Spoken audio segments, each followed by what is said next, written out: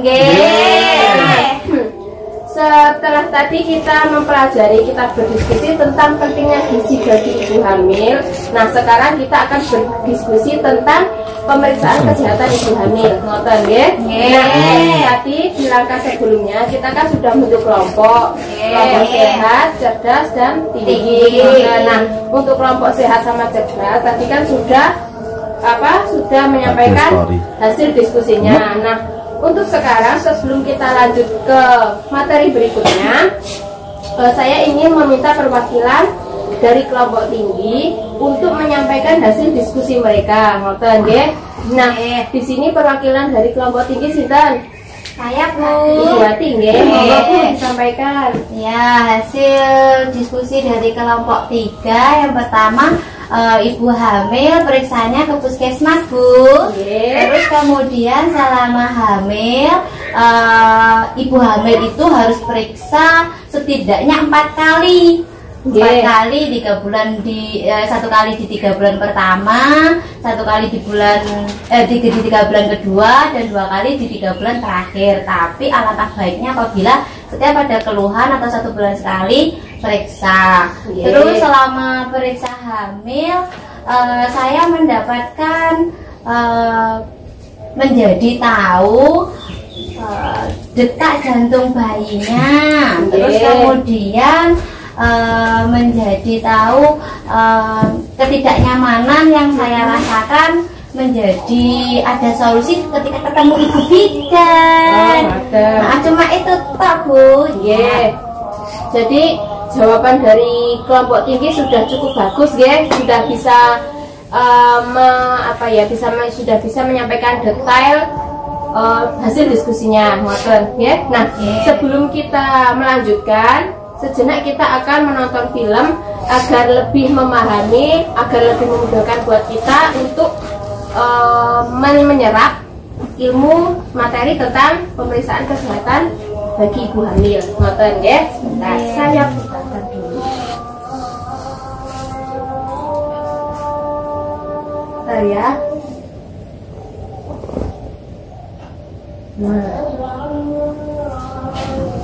Yanti. Lebih pelan. Karena kita sudah sekolah di PAUD, Ibu punya banyak waktu luang untuk cari uang tambahan. Kebutuhan sekolah.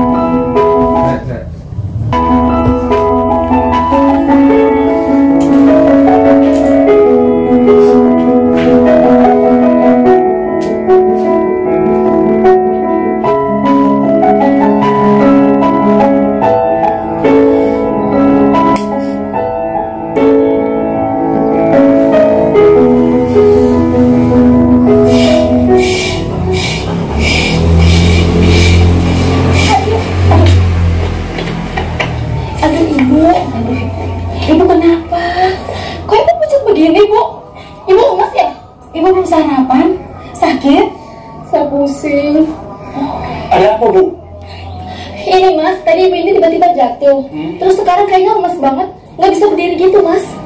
Kalau begitu kita bawa ke puskesmas saja yuk. Iya, kayaknya harus dibawa ke puskesmas sekarang juga. Ayo, mari saya gendong, Bu. Bu! Pak, Kenapa, Bu? ini istrinya Bang Sayur. Iya, Bu. Ini istri saya. Lagi hamil. Oh, lagi hamil. Nggak kelihatan. Kurus banget, Pak, istrinya. Kayaknya harus dibawa ke puskesmas sekarang juga, Mam. Jangan. Nanti saya keluar duit lagi. Kita pulang aja yuk, Bu. Tapi, Pak, takut bayinya. Kenapa bayinya, Bu? Pak, istri Bapak kan lagi hamil. Harusnya dibawa ke puskesmas. Gratis kok, Pak. Biar saya dan istri saya antar Bapak ya. Puskesmas dekat kok dari sini. Tapi gimana dagangan saya? Biar saya nungguin, Mam. Gak apa-apa. Ya udah, ayo, Bu. Ayo, Mam. Istri hamil nggak sehat kayak gitu, malah mau dibawa pulang. Ada-ada aja sih mama.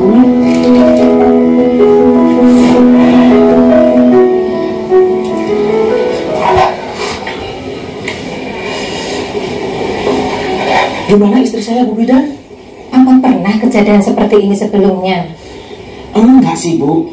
Cuma istri saya itu sering ngomel-ngomel, pusing, nggak nafsu makan, terus akhir-akhir ini mendadak ngidam. Bawaan bayi kali ya, Bu?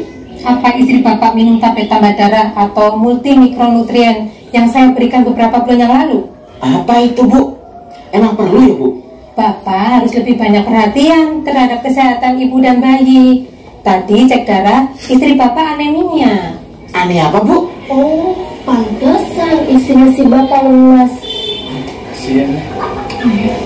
Darah merah pada istri Bapak banyak berkurang. Dia tidak punya tenaga, membahayakan pula bagi si janin. Ya, saya mana ngerti, Bu. Itu kan urusan perempuan. Pak, Bapak harusnya belajar lebih mengerti tentang urusan ibu dan anak. Karena kalau bukan suami, siapa lagi, Pak? Caranya gampang kok, Pak. Hanya perlu rajin ketemu dengan bidan. Contohnya suami saya yang ganteng ini, dia rajin ketemu sama bidan. Emangnya harus berapa kali periksa sama Bu Bidan? 4 kali selama hamil. Tetapi Bapak juga harus menjaga makan makanan yang bergizi untuk istri Bapak. Iya, istri sama anak bapak itu kurang bulat. Betul. Dan jangan kelewatan minum tablet tambah darahnya. Paling tidak 90 tablet, 1 setiap harinya selama hamil. Suntik tetanus, Pak. Duh, macem-macem urusan ibu hamil. Selain periksa ke bidan, makan yang benar, nelen tablet, terus apalagi Bu Bidan? Masih banyak, Pak. Tapi Bapak nggak usah bingung, tanya aja sama saya. Yang penting diutamakan itu anak dan istri, Pak. Tuh kan, banyak yang bantu. Mari Pak, ke dalam lihat istri Ya, Bapak. baik, Bu.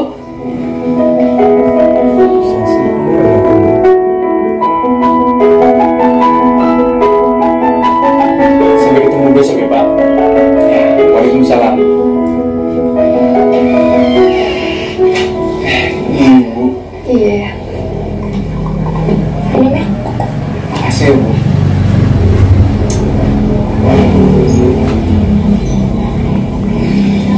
Tadi pagi jadi ke bidan. Ya pasti jadi dong ya. Oh iya, ayah tahu nggak ibu dan tadi bilang apa? Katanya ibu rajin ke puskesmasnya ya. Paling ngobrolin sana sini kan. Iya sih. Tadi ibu itu ngobrolin waktu kita pacaran dulu ya. Pacaran? Kok jadi ke situ-situ sih ngobrolnya? Iya, ngobrolin penting kok ya. Nanti gimana, Bu? Iya, ingat dulu ayah nungguin ibu umur 21 tahun, tapi ayah nikahin ibunya baru tahun lalu. Iya, kan baru punya uang, Bu. Iya sih, tapi untungnya kita punya rezeki. Jadi ayah itu nggak perlu nunggu ibu umur 35 tahun ya. 35? Memangnya kenapa, Bu? Bilang tuh tadi cerita 4 terlalu, 3 terlambat ya. Maksudnya, Bu? Resiko kelahiran. Risiko kelahiran? Maksudnya? Ya jadi maksudnya melahirkan terlalu muda di bawah umur 20 tahun, melahirkan terlalu tua di atas umur 35 tahun, mempunyai anak terlalu sering, atau terlalu dekat antara jarak anak yang lahir.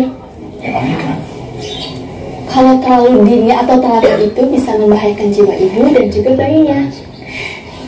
Ibu tenang aja. Ayah gak minta anak banyak. Ibu aja udah cukup kok. Yang penting anak ayah cerdas, sehat, dan soleh. Si ayah, kan kita semakin aja sih. Oh iya, 3 terlambat itu apa ya? Nah itu juga ada hubungannya dengan melahirkan. Yang pertama telat mengetahui adanya masalah, yang kedua telat tiba di fasilitas kesehatan, yang ketiga ini telat tolong bimbing ataupun dokter. Ibu nggak usah khawatir. Ayah seorang suami yang siaga, siap antar dan jaga. Benar ya, ayah harus terus jagain ibu dan bayinya. Atur aja sama bidan. Yang penting ibu melahirkan di puskesmas. Oh iya, udah ditanyain bayi ini kapan lahir? Ya udah dong ya.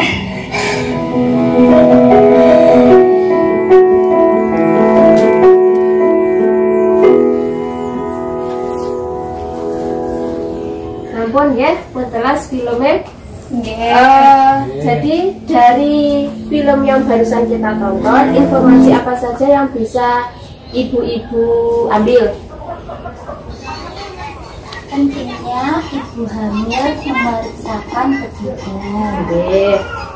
Jadi berdasarkan film tadi ya, kemana mereka warga tadi membawa ibu sinten wau sing hamil Ibu suaminya Mang Sayur, istrinya Mang Iya, Sayur. istrinya tukang sayur itu dibawa kemana? Ke puskesmas. Nah, buat panjenengan ibu-ibu nggih, sama mungkin di sini ada bapak-bapak istrinya ketika hamil dibawa ke puskesmas juga napa mboten? Dukun. Ke dukun, zaman sekarang masih ada dukun ya. Kalau ibu-ibu yang lain? Kalau saya ke puskesmas sama ke bidan, Bu. Ke puskesmas sama ke bidan ya. Jadi kalau untuk zaman-zaman sekarang bukannya tidak boleh, cuman untuk lebih menghindari bahaya dan agar lebih aman saja, lebih baik ibu hamil diperiksakan ke puskesmas atau bidan, ngoten nggih Bapak. Nah, biasanya ibu-ibu memeriksakan kehamilannya berapa kali selama kehamilan? Banyak kali, Bu, kalau saya. Banyak kali nggih. Nah, kalau untuk berdasarkan film tadi itu kan minimal 4 kali kan seperti itu ya. Cuman bisa ketika ingin melakukan pemeriksaan setiap sebulan sekali itu akan menjadi lebih baik, ngoten nggih. Dan berdasarkan film yang tadi itu layanan apa saja yang diterima ibu hamil di puskesmas? Tambah darah ya, obat diberi vitamin tambah darah ya, sama suntik tetes seperti itu. Nah, jadi selama kehamilan akan lebih baik jika ibu hamil memeriksakan kehamilannya di bidan, itu di puskesmas atau polindes atau mungkin poskesdes atau mungkin posyandu, ngoten nggih. Nah, minimal berapa? Minimal 4 kali selama kehamilan. 4 kali itu kapan saja? Di sini bisa kita simak ya di chart. Jadi 4 kali itu kapan saja? Yang pertama 1 kali pada usia kandungan sebelum 3 bulan ya. Terus yang kedua 1 kali pada usia kandungan 4-6 bulan, dan yang ketiga 2 kali pada usia kandungan 7-9 bulan, ngoten nggih.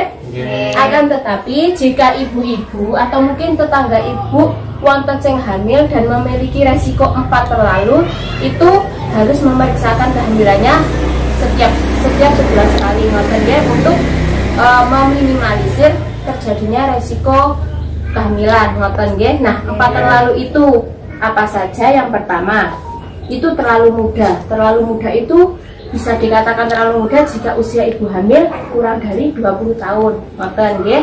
Dan yang kedua, terlalu tua jika ibu hamil usianya itu lebih dari 35 tahun.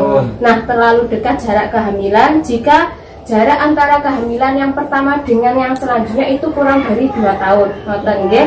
Dan yang terakhir, 4 yang terakhir yaitu terlalu banyak jika ibu pernah hamil atau melahirkan keempat atau lebih, ngoten nggih. Seperti itu. Mungkin ada yang ditanyakan?